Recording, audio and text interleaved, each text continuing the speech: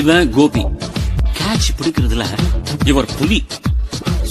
நிஜமாவே சூப்பரான ஆல்ரவுண்டர். இவன் தான்